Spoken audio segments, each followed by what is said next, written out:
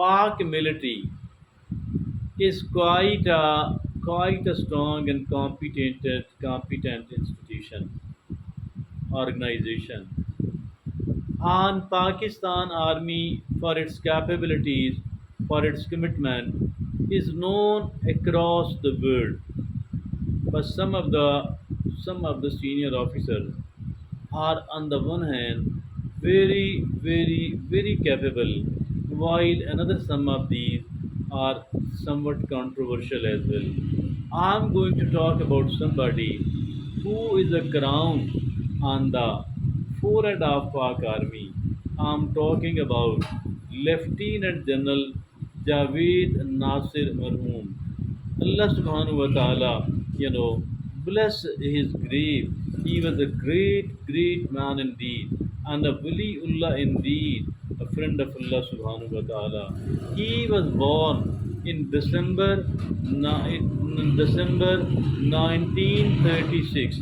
December 1936 in Lahore, and at the family of a Kashmiri, and he was born in Lahore in December 1936.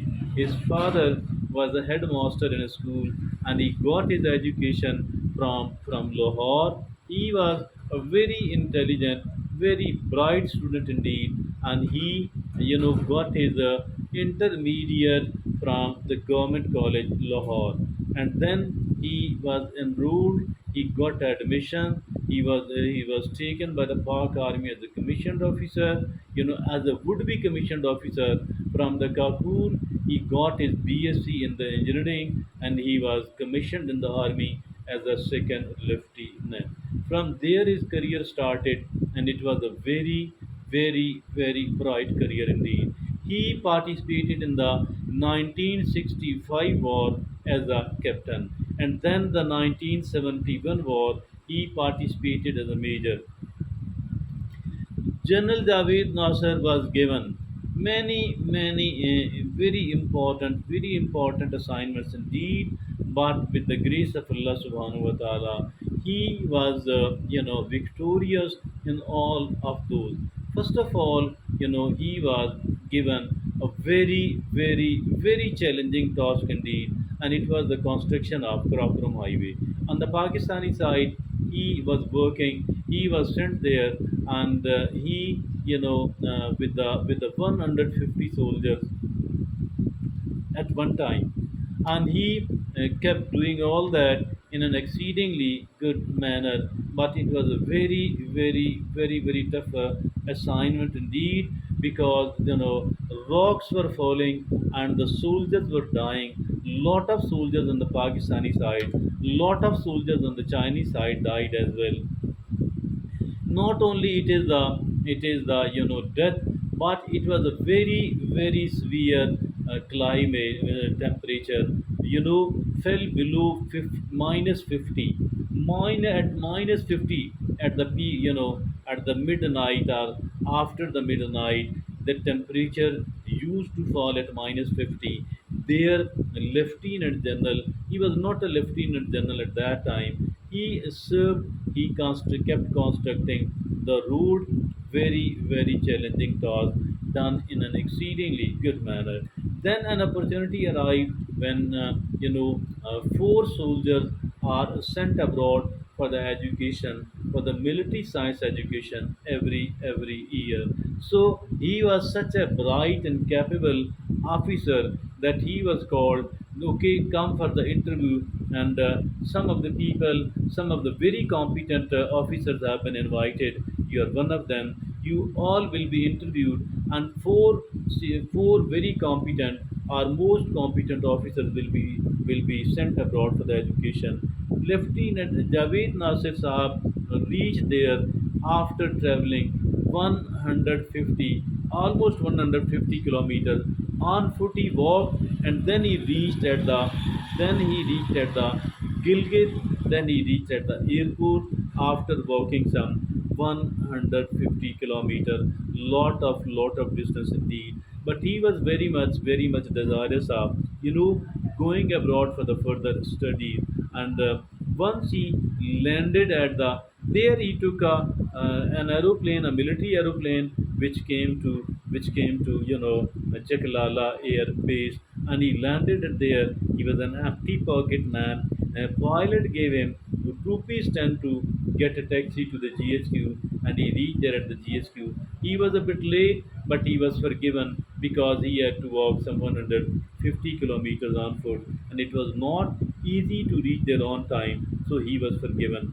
Once he was interviewed, he was lucky enough, he was successful enough, and he too, along with the three others, total four in number, he was chosen for the Military Science Academy, military science further education, and he was sent to Australia.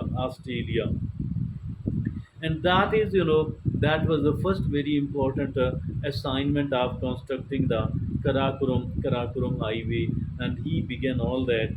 Then what happened at the Ojri camp explosion? It was a very horrible situation indeed, and it was all done by the United States of America, because a Stinger missile, some of the Stinger missiles were there as well, and America wanted to destroy all those Stinger missiles. Earlier, he was asking for the return of these, but then he destroyed it. He thought that the technology should not go to the either Pakistanis or the Chinese, and then it was a very tragic incident indeed. And now very few of these were exploded. Plenty of all that were remaining there, which were a very severe threat to Islamabad and Rawalpindi. And then an American firm offered their services that they will clear it in 400 million dollars, and they will take 400 million dollars, and then they will clear it. They got asked for a very good amount of time as well. Then Javed Nasir Saab, he presented his own services, and he said, "Okay, I will do all that. Simply allow me to pick the people of my choice from the Karya can, and then I will be doing it. Without, obviously he was a senior military officer, and it will be done by the military itself, and in a much lesser time as compared to the what American firm is the time they are demanding. And this and assignment was given to the Javed Nasir Sahab,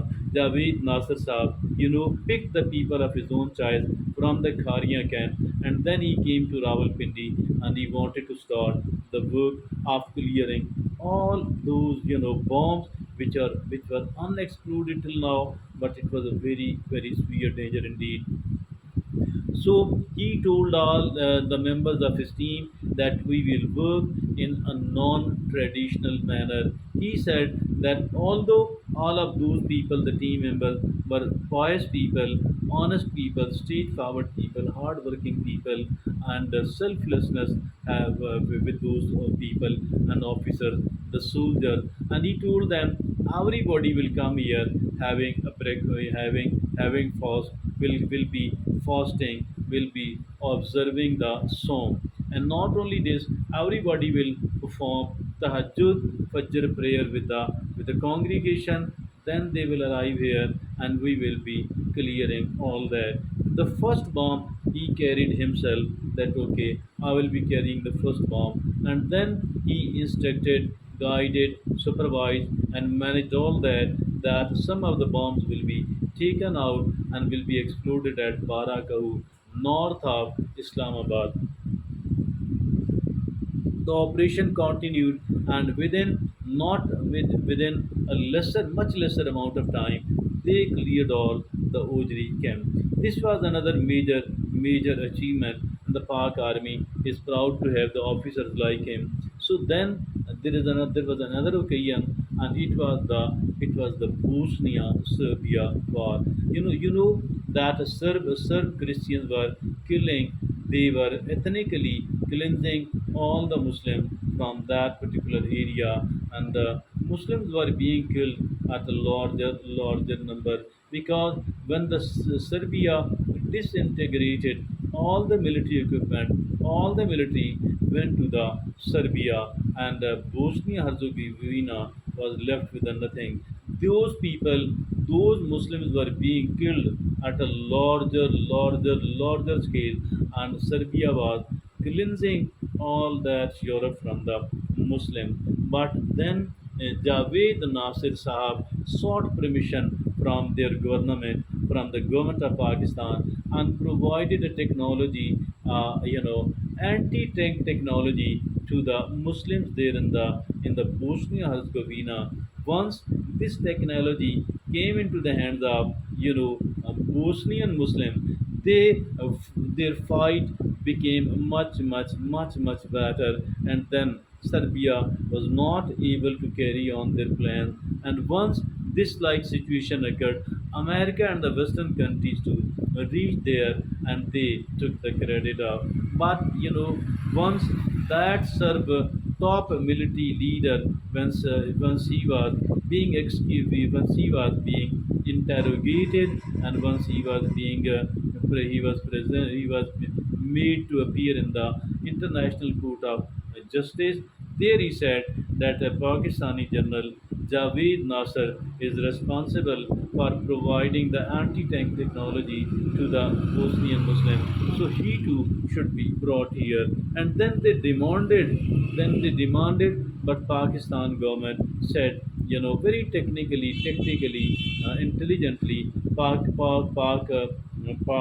government, and at that time, plus it is the military's masterminding, and the military, did not allow all that to happen. So, in this manner, I think that Lieutenant General Javed Nasser, he was offered to become the military chief, the COAS by President Ghulam Ishaq Khan. He was asked to become the military chief and wait after some of the time, and we will make you a military chief. But he refused, and he replied that after the retirement, I will like to prepare for my life hereafter, and I don't need to serve more. I don't want to serve more. I have no greed to become the COAS. I simply want to work with the tabligh, and I want to prepare for my life hereafter.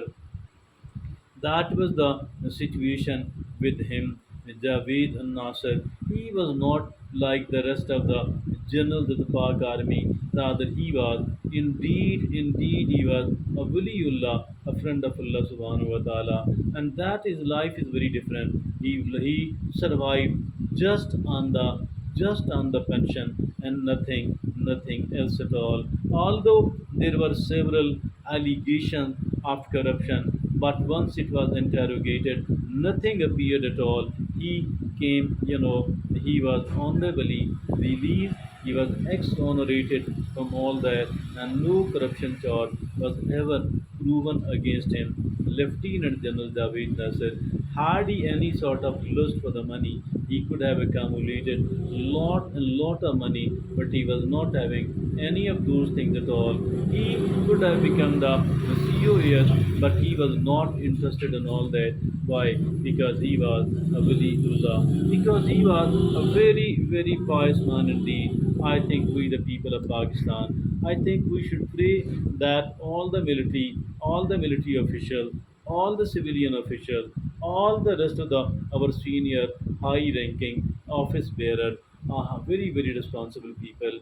They should follow the career. They should follow rather the example set by Lieutenant General Javed Nasser. May Allah grant him paradise, the highest form of it. He was a great man. He was a great Muslim indeed, and this is really a good luck of Pakistan that we had him here. Thank you very much. Jazakumullah khair.